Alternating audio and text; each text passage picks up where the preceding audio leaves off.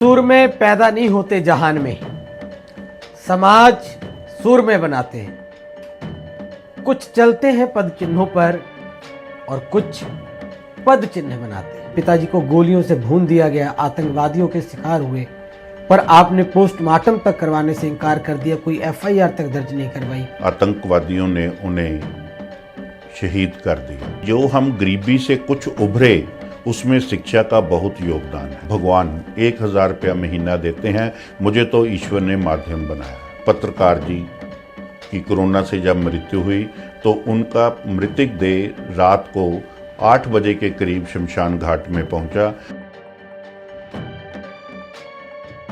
6 refrigerator बनाए जिससे कि मृतक देह को घर पर ही रखा जा सकता है। जो ओरिजिनल ऑस्ट्रेलियंस हैं वो सारा दिन नशे में रहते हैं। उनके दिल में छेद पाया जाए तो सरकार के द्वारा उनकी सर्जरी मुफ्त में करवाई जाती है। मेरा बड़ा बच्चा लड़की है, इसलिए मुझे अग्नि भेंट करने का अधिकार मेरी बेटी को हो। लोग ਤੁਹਾਡੀ ਪ੍ਰਸ਼ੰਸਾ ਇਸ ਕਰਕੇ ਕਰਦੇ ਆ ਚਾਪਲੂਸੀ ਦੇ ਵਾਸਤੇ। ਤੁਸੀਂ ਆਪਣੇ ਅੰਦਰ ਝਾਕ ਕੇ ਦੇਖੋ कि मैं इस प्रशंसा ਦੇ योग्य हैगा। शहराए जिंदगी में इस कदर चलना है दोस्तों कि चलने वाले तुम्हारे लक्ष्य पे उम्दा करें। सूर में पैदा नहीं होते जहान में, समाज सूर में बनाते हैं। कुछ चलते हैं पद चिन्हों पर और कुछ पद चिन्ह बनाते हैं। आज मेरे साथ कुछ ऐसे ही समाज सेवी हैं जो हम सब के लिए पद चिन्ह बना रहे हैं। हम, मैं और हमारी आने वाली पीढ़ियां उनके बताए हुए, उनके दिखाए हुए मार्गों पर और उनके पद चिन्हों पर चलने का प्रयास करेंगे। वो इंसान जिसने आतंकवाद का दौर देखा, परिवार को टूटते बिखरते देखा, आतंकवाद के दौर में जिसने अपने पिता को खोया, वो पुत्र, और वो युवक जिसने आपातकाल के दौर को अपनी आंखों से देखा और फिर सब कुछ त्याग कर बिना किसी श्रेय के कर्म पथ पर चलते रहना, आगे बढ़ना और समाज को एक नई दिशा दिखाना। जी हाँ, मेरे साथ आज स्टूडियो में मौजूद हैं होशियारपुर और पंजाब के जाने मानी हस्ती डॉक्टर अजय बग्गा जी। सर, बहुत बहुत स्वागत है आपका। नमस्कार जी, धन्यवाद यहाँ पर बुलाने के लिए। आज डॉक्टर अजय बग्गा जी के बारे में अनकहे अनसुने ऐसे कई तथ्य मैं आपको इस कार्यक्रम में सुनाऊंगा। अगर कुछ रह जाएगा तो आप तो आज़ाद हैं कमेंट करने के लिए, कर दीजिएगा कमेंट, फिर बुलाएंगे डॉक्टर साहब को और फिर उन सवालों के जवाब आपको देंगे। डॉक्टर साहब, सबसे पहले मैं आता हूं आपके पास और सबसे पहले शुरुआत करते हैं, आपका जन्म कहाँ हुआ और प्रारंभिक शिक्षा जो थी वो आपने कहाँ ग्रहण की? मेरी जन्मभूमि व कर्मभूमि होशियारपुर है। होशियारपुर में ही मेरा जन्म हुआ और 1959 को 11 सितंबर को मेरा जन्म जवाहर गली वकीला बाजार होशियारपुर में हुआ था। और उसके बाद आपने जो अपनी प्रारंभिक शिक्षा है जो वो कहाँ से ग्रहण की? DAV school. DAV school Hoshiarpur से आप पढ़े और बहुत गर्व है। और साथ के साथ सर, जैसा कि हम सब जानते हैं कि प्रारंभिक शिक्षा के दौरान जब आप हायर एजुकेशन के लिए आगे बढ़े तो काफ़ी समस्याओं और दिक्कतों का सामना आपको करना पड़ा। कितना सच है ये, क्योंकि आज की युवा पीढ़ी उनसे अनजान है। कृपया सत्य और सही और सटीक जानकारी जरूर हमें दें। 1975 में जब मैं 11वीं कक्षा का विद्यार्थी था तो हिंदुस्तान के अंदर इंटरनल इमरजेंसी घोषित की गई थी और उस इंटरनल इमरजेंसी के अंदर जितने भी सामाजिक राजनीतिक कार्यकर्ता जो उस समय की सरकार का विरोध करते थे उन्हें बिना किसी दोष के गिरफ्तार किया गया था। तो मेरे पिताजी को भी 1975 में गिरफ्तार किया गया। लुधियाना, फिरोजपुर, होशियारपुर की जेलों में वो रहे। हमारे घर की हालत उस समय बहुत आर्थिक दृष्टिकोण से दयनीय थी और पढ़ाई का कोई आगे स्कोप नहीं था। तो मैं अपने मामा जी के पास हिसार में एक पेंट फैक्ट्री में काम करने के लिए चला गया। हिसार हरियाणा आप चले गए। जी। जानकारी मेरे पास ये भी है कि पिताजी को गोलियों से भून दिया गया, आतंकवादियों के शिकार हुए, पर आपने पोस्टमार्टम तक करवाने से इनकार कर दिया, कोई एफआईआर तक दर्ज नहीं करवाई। कितना सच है ये? ऐसे है कि 2 जून 1984 को मेरे पिता प्रिंसिपल ओम प्रकाश बग्गा जब स्कूल से घर को जा रहे थे तो आर्य समाज मंदिर के सामने आतंकवादियों ने उन्हें शहीद कर दिया। जब मैं उस समय ट्रेनिंग करता था सिविल अस्पताल होशियारपुर में, मुझे पता चला कि मेरे पिताजी को शहीद कर दिया गया है। तो मैं जब आर्य समाज के सामने पहुंचा तो वहां पर तत्कालीन समाजवादी नेता चौधरी बलबीर सिंह जी की ज़मीन के ऊपर उनके सिर जो था वो रखा हुआ था। तो चौधरी साहब ने मुझसे पूछा कि अब आप क्या करना चाहते हैं। मैंने उनसे कहा कि हम ना तो कोई एफआईआर दर्ज करानी चाहते हैं, ना हम कोई पोस्टमार्टम करवाना चाहते हैं, हम तो आराम से जीना चाहते हैं। तो हम उनकी मृतक देह को डीएवी सीनियर सेकेंडरी स्कूल में ले गए, वहाँ पर रखा गया और हम ना तो पोस्टमार्टम करवाया ना एफआईआर दर्ज कराई। उस समय के प्रशासनिक अधिकारियों ने ये कहा कि यदि आप एफआईआर दर्ज नहीं कराओगे, पोस्टमार्टम नहीं कराओगे, तो जो आतंकवाद प्रभावित परिवारों को मुआवजा दिया जाता है आपको उससे वंचित कर दिया जाएगा। उस समय मेरे पास अपने पिताजी की मृतक देह का संस्कार करने के लिए भी पैसे नहीं थे, मगर ये निर्णय लिया गया कि हम पोस्टमार्टम नहीं कराएंगे और सरकार से कोई भी धनराशि इस इवज में नहीं लेंगे कि हमारे पिताजी शहीद हुए हैं। सिर्फ इतना ही नहीं, पढ़ाई के दौरान नौजवान ने अपने माता पिता को दोनों को खो दिया, पर माँ का सपना रहा कि बेटे को डॉक्टर बनाना है। डॉक्टर बनने के लिए दिन रात एक किया। डॉक्टर साहब, क्या सच है, आपको डॉक्टर बनना था? इस सपना आपका था, पिताजी का था, या किन का था? एक्चुअली मैं पढ़ाई में बहुत अच्छा विद्यार्थी नहीं था और मैं डॉक्टर की शिक्षा प्राप्त करने से डरता था, मगर मेरे माताजी की इच्छा थी कि मैं डॉक्टर ज़रूर बनूं। तो उन्होंने उस समय डीएवी कॉलेज के प्रिंसिपल राजकुमार जी की बात की और कहा कि इसको जैसे मर्जी जहाँ मर्जी शिक्षा दिलवाओ, इसको डॉक्टर ज़रूर बनाना है। तो मेरी इच्छा के कारण और प्रिंसिपल राजकुमार की मेहनत के सदका मुझे मेडिकल कॉलेज में दाखिला मिला और उसके बाद आप डॉक्टर बने। उसके बाद मैं डॉक्टर बना। फिर आपकी पोस्टिंग कहाँ हुई? सबसे पहले ड्यूटी ज्वाइन कब की आपने और कहाँ की? जब मैं सिविल सर्जन जी से मिला तो मैंने कहा कि मेरे पिताजी शहीद हुए थे और उनका रकत होशियारपुर की मिट्टी में मिल गया था, तो मैं ये चाहता हूँ कि मैं इस दिशा में काम करूँ कि हर व्यक्ति को रकत दान को अपने जीवन का अभिन्न अंग बनाना चाहिए। Blood should flow in veins not in drains. नालियों गलियों में नहीं खून बहना चाहिए, क्योंकि अपने पिताजी की शहादत से प्रभावित होकर मैंने अपना जीवन खूनदान लहर में लगाया और मेरी पहली जो पोस्टिंग थी वो ब्लड बैंक होशियारपुर में हुई। उस समय ब्लड बैंक जो थे वो लाइसेंस्ड प्रणाली के अंतर्गत नहीं चलते थे। 40-50 यूनिट महीने की ज़रूरत होती थी रक्त की। तो सिविल अस्पताल के बाहर जो रिक्शा चालक या गरीब व्यक्ति थे वो अपना खून बेचते थे और उससे लोगों के ऑपरेशन वगैरह होते थे। उस समय के एक बुज़ुर्ग लेबॉरेटरी टेक्नीशियन थे भूनो गांव के, ठाकर चंद जी। मैंने उनसे कहा, ठाकर चंद जी, कल से बाहर से ब्लड नहीं लेना। वो कहने लगे, डॉक्टर साहब ये तो यहाँ पर जुलूस निकल जाएगा जब लोगों को ब्लड नहीं मिलेगा। तो हमने उसी दिन एक मीटिंग बुलाई जिसमें डीएवी कॉलेज के मैथमेटिक्स के professor Jarnail Singh, government college के प्रोफेसर देशवीर, एसडी कॉलेज के एसएस सूद और बीएड कॉलेज के प्रोफेसर तजिंदर सिंह।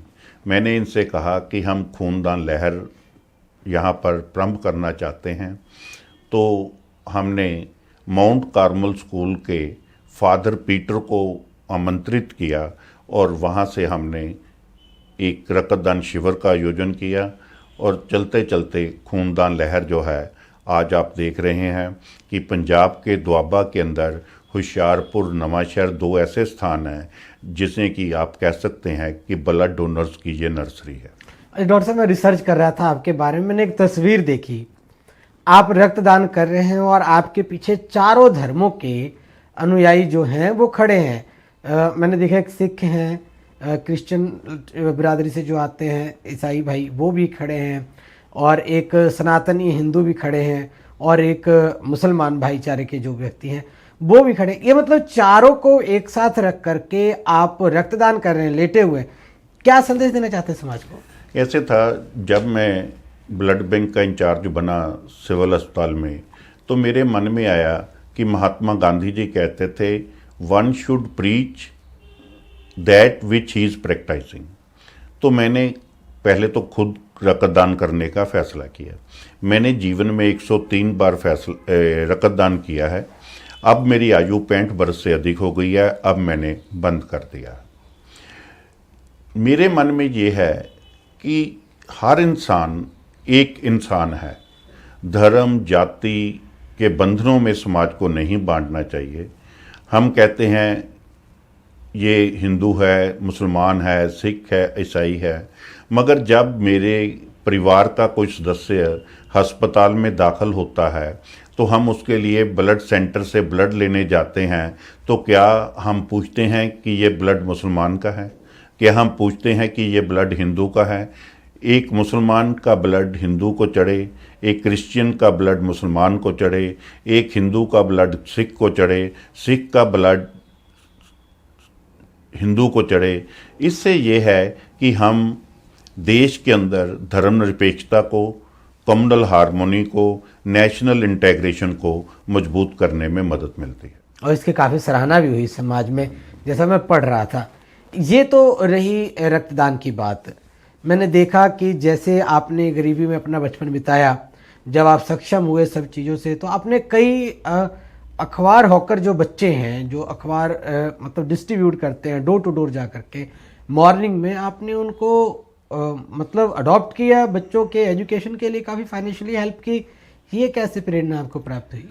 ऐसे था कि 1947 में जब भारत आज़ाद हुआ तो मेरे पिताजी अपने नाना नानी के साथ पैदल काफ़िले के साथ गुजरांवाला से चले, तो रास्ते में उनके नाना जी को मार दिया गया।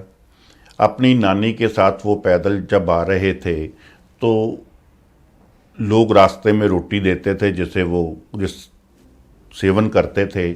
तो किसी ने उन्हें अमृतसर में कहा कि ये गाड़ी होशियारपुर जा रही है, आप होशियारपुर चले जाओ। तो ये होशियारपुर में आ गए, यहाँ पर रिफ्यूजी कैंप बना, वहाँ रहते थे अपनी नानी के साथ।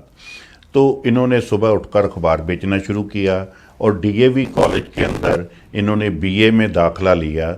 उस समय के प्रिंसिपल रला राम जी थे, उनकी मदद से इन्होंने अपनी शिक्षा प्राप्त की। तब से मेरे दिमाग में था कि हमारे पिताजी ने अखबार बेचकर बीए किया, डबल एमए किया, बीएड किया, तो जो हम गरीबी से कुछ उभरे उसमें शिक्षा का बहुत योगदान है। तो मेरे पास भी जीवन में पैसा नहीं था। जब मैं रिटायर हुआ और ब्लड बैंक जो एक एनजीओ के द्वारा चलाया जाता है वहाँ काम करने लगा और बच्चे मेरे सेटल हो गए, तो मेरे मन में आया कि मेरे पिताजी जब अखबार बेचते थे, उन्होंने पढ़ाई की, गरीबी से निकलने का सबसे सर्वोत्तम मार्ग जो है वो शिक्षा है। तो मैंने होशियारपुर के एक डीलर से बात की, आप ऐसे बच्चे चुने जो सुबह अखबार बेचते हैं और दिन में पढ़ाई करते हैं। उन बच्चों को मैंने चुना। अब ये 15 बच्चे हैं जिनको मैं 1000, मैं क्या भगवान 1000 रुपया महीना देते हैं। मुझे तो ईश्वर ने माध्यम बनाया है। बड़प्पन वो होता है जो श्रेय नहीं लेते, छोटे श्रेय बिल्कुल नहीं लेते और बड़े क्रेडिट जो हैं वो दूसरों को दे दिया करते हैं। ये बड़प्पन की निशानी है। ये बताते हैं कि आप कितने गहरे खाई में उतरे हुए हैं। खुद को माध्यम बताना ये इनका बड़प्पन है। जानकारी ये भी है कि जब कोविड का दौर आया लोग घरों में कैद हो गए, किसी से मिलना तो दूर, किसी को देखना भी लोगों को डर सताने लगा। अगर किसी की डेथ हो जाती थी तो अपने भी हाथ खींच लेते थे। ऐसे कई प्रसिद्ध लोगों के जो कि पद्मश्री अवार्डी भी रहे, मैं नाम किसी का नहीं लूँगा अपने इस पॉडकास्ट में, पर मैं बताना चाहता हूँ कि उनके बच्चों तक ने उनका संस्कार करने से इनकार कर दिया, बॉडी लेने से इनकार कर दिया। और डॉक्टर साहब, ऐसे दौर में आप और आपकी टीम ने कई लोगों के संस्कार किए, ये सच है? ऐसे हैं, लॉर्ड राम मर्यादा पुरुषोत्तम के नाम पर श्री रामचरितमानस प्रचार मंडल एक संस्था यहाँ पर चलती हैं, जिसके अध्यक्ष मेरे मित्र हरीश सैनी जी हैं। मैंने उनसे बात की कि होशियारपुर के अंदर जो भी व्यक्ति कोरोना से इस संसार से जाएगा उसका संस्कार हम सत्कारपूर्वक करेंगे।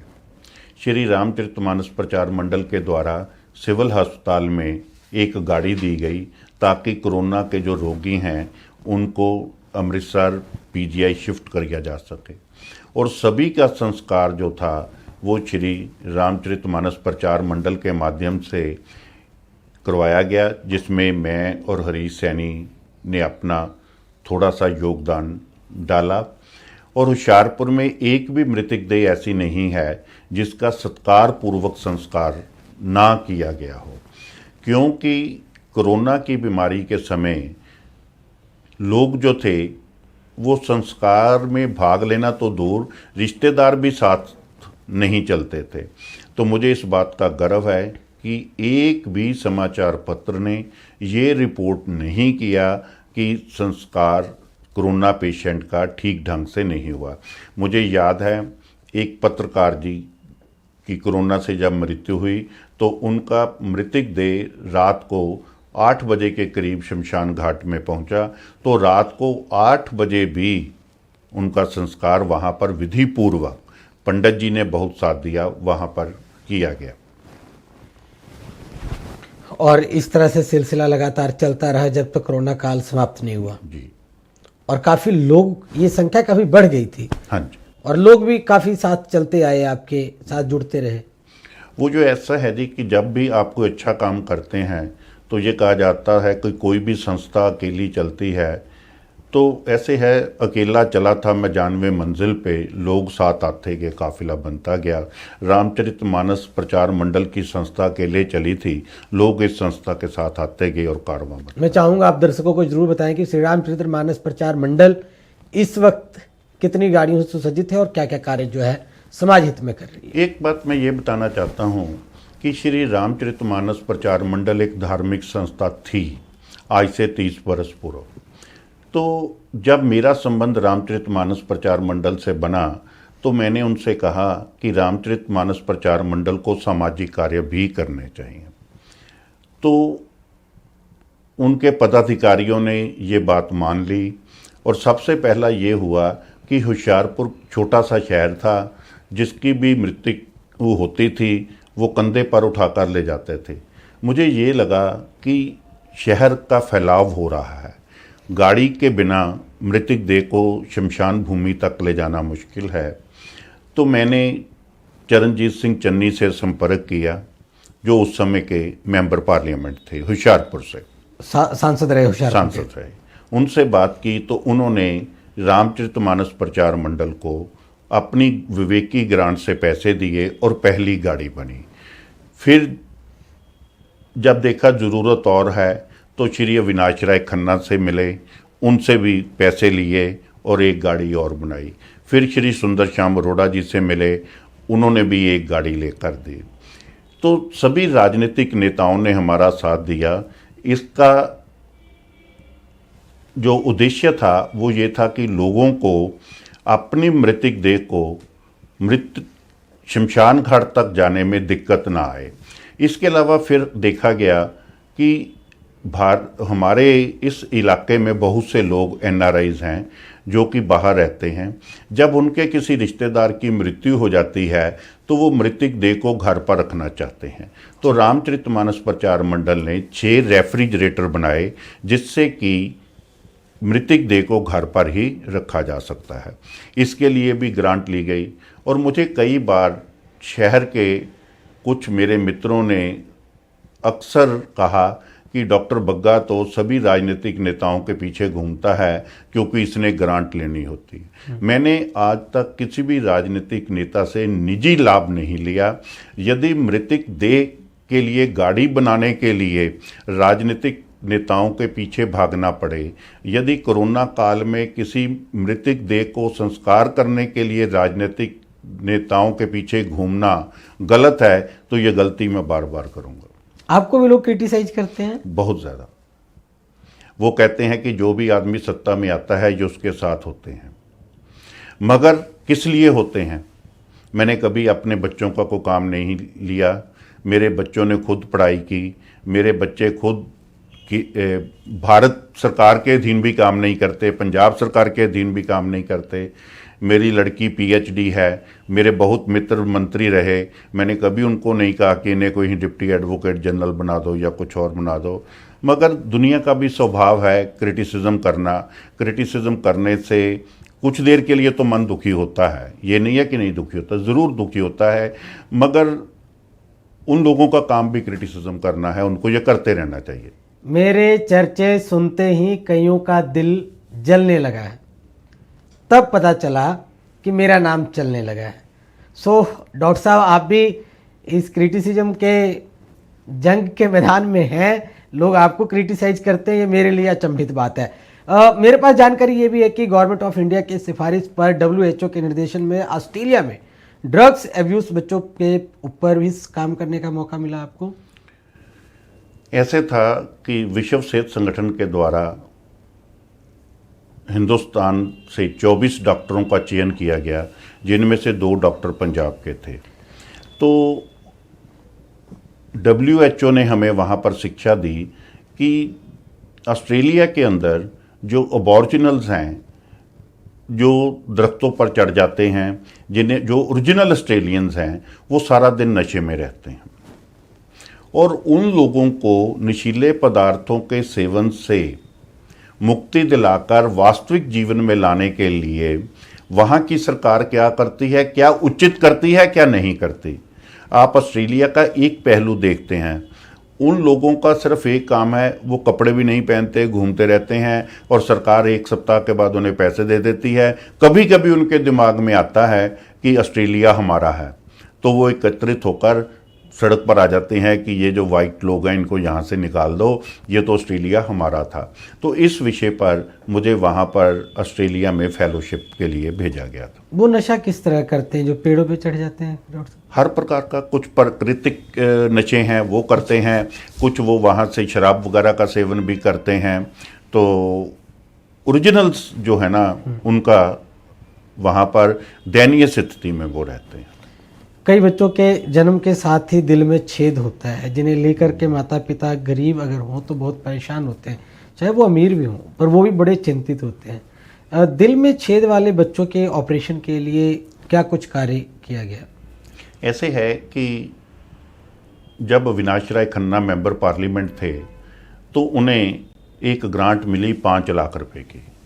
तो उन्होंने 3 रोज़ा मेडिकल कैंप लगाया गढ़शंकर के अंदर, तो जिसमें 50 VIP आए थे। तो वहाँ पर उन्होंने देखा, बच्चे भी आए, 15 बच्चे निकले जिनके दिलों में छेद था। लोगों ने कहा कि अविनाश राय खन्ना जी ने कैंप तो लगा दिया, अब इन बच्चों के लिए क्या करेंगे। तो मैंने उनसे बोला कि आप अपने रिसोर्सेज के माध्यम से इन बच्चों के ऑपरेशन करवाएं। उन्होंने अपने कुछ मित्रों से बात की, कुछ हॉस्पिटल से बात की, तो उनके ऑपरेशन करवा दिए। उस समय एक ऑपरेशन पर 2-2.5 लाख रुपया खर्च आता था। जब वो ऑपरेशन हो गए तो जब उनको डिस्चार्ज किया गया तो अविनाश राय खन्ना जी ने उस समय की स्वास्थ्य मंत्री श्रीमती लक्ष्मीकांता जी चावला को आमंत्रित किया। उन्होंने जब ये देखा तो उन्होंने कहा कि हम इसको स्कूल हेल्थ प्रोग्राम में इंक्लूड करते हैं। लक्ष्मीकांता जी चावला ने भारत सरकार से बातचीत करके अब ये कानून बनवा दिया है कि स्कूल हेल्थ प्रोग्राम के अंदर आंगनबाड़ी सेंटरों के अंदर जितने भी बच्चे स्कूलों में पढ़ते हैं, आंगनबाड़ी में पढ़ते हैं, जांच के दौरान यदि उनके दिल में छेद पाया जाए तो सरकार के द्वारा उनकी सर्जरी मुफ्त में करवाई जाती है। हमारे डॉक्टर साहब सिर्फ समाज सेवी नहीं है, लेखक हैं, लिखते हैं। कितना सच है डॉक्टर साहब, लिखने का शौक कैसे आपको आ गया? आप तो डॉक्टरी लाइफ में संतुष्ट थे, लोगों की सेवा कर रहे थे, समाज सेवा हो रही थी। ऐसे है जी कि मैं कोई बहुत ज़्यादा नहीं लिखता। मैंने 2 पुस्तकें लिखी हैं। एक पुस्तक रक्तदान, जीते जी खूनदान, मरणोपरांत नेत्रदान।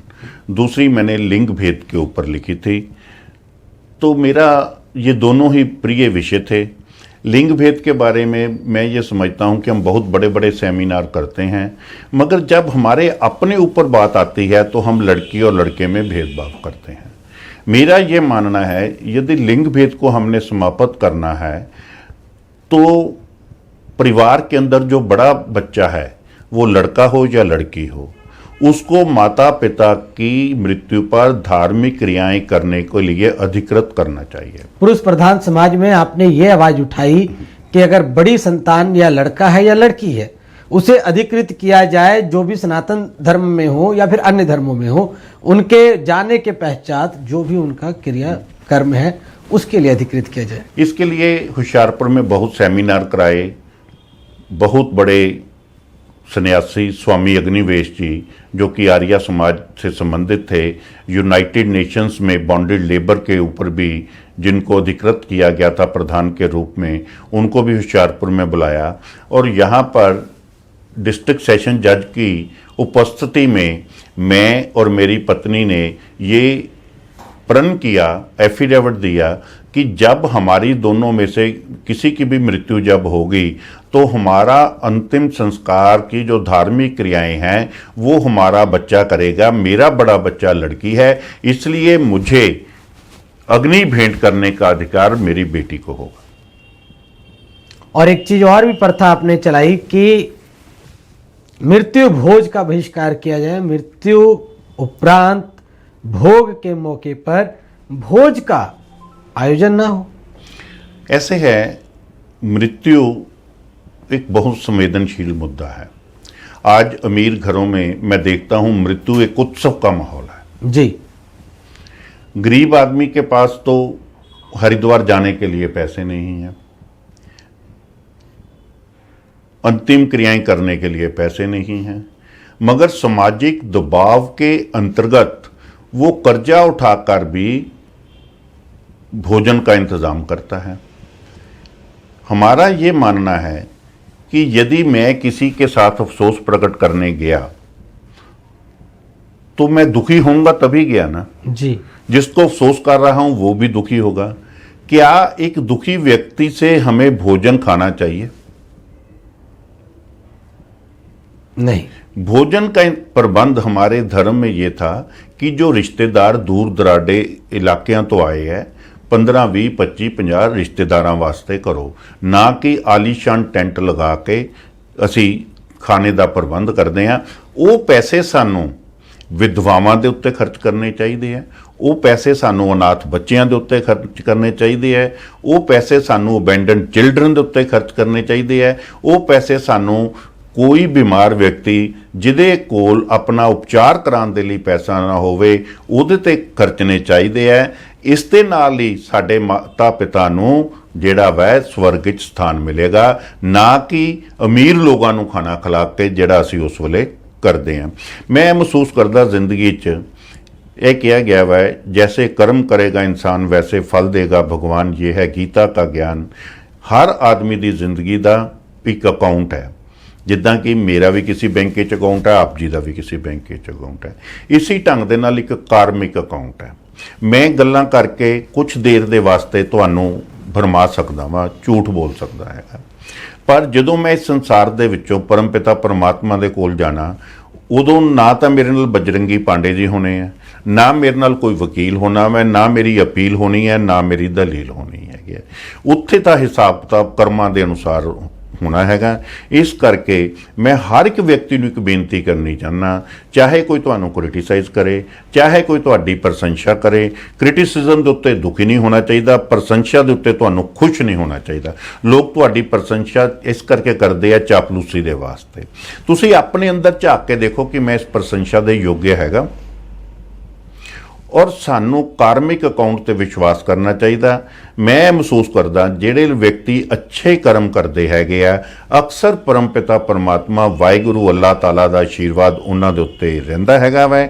ਔਰ ਮੈਂ ਤਾਂ ਹਾਲੇ ਕੋਈ ਸਮਾਜ ਸੇਵਕ ਵੀ ਨਹੀਂ ਗਾ, ਮੈਂ ਤਾਂ ਸਿਰਫ ਸਮਾਜ ਸੇਵਕ ਬਣਨ ਦਾ ਪ੍ਰਯਾਸ ਕਰ ਰਿਹਾ। ਮੈਂ 64-65 ਸਾਲ ਦੀ ਉਮਰ ਦੇ ਵਿੱਚ ਵੀ ਸਮਾਜ ਸੇਵਾ ਕਰਨੀ ਬਹੁਤ ਮੁਸ਼ਕਿਲ ਕੰਮ ਹੈ। ਸਮਾਜ ਸੇਵਾ ਉਹੀ ਵਿਅਕਤੀ ਕਰ ਸਕਦੇ ਹੈ ਜਿਹੜੇ ਕਿ ਤਹਿ ਦਿਲ ਤੋਂ ਸਮਾਜ ਦੇ ਪ੍ਰਤੀ ਸਮਰਪਿਤ ਹੋਣ। ਮੈਂ ਹਾਲੇ ਵੀ ਇੰਨਾ ਜ਼ਿਆਦਾ ਸਮਾਜ ਦੇ ਪ੍ਰਤੀ ਸਮਰਪਿਤ ਨਹੀਂ ਗਾ। ਮੈਂ ਸਮਾਜ ਸੇਵਕ ਨਹੀਂ, ਹਾਂ ਉਸ ਰਾਹ ਦੇ ਉੱਤੇ ਮੈਂ ਜ਼ਰੂਰ ਚੱਲਿਆ ਹੋਇਆ ਹੈਗਾ। ਉਹ ਸ਼ਾਇਰ ਨੇ ਕਿਹਾ, ਸ਼ਹਿਰਾਏ ਜ਼ਿੰਦਗੀ में इस कदर चलना है दोस्तों कि चलने वाले तुम्हारे लक्ष्य पे उम्दा करें।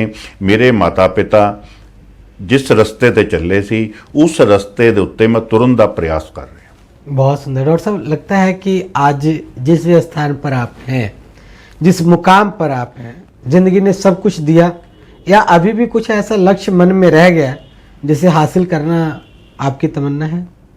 मेरी तमन्ना है कि होशियारपुर के अंदर अनाथ आश्रम और एक हाउस स्पाइस का निर्माण करने, और उसका या कोई उसका निर्माण करे तो उसमें सेवा करने की।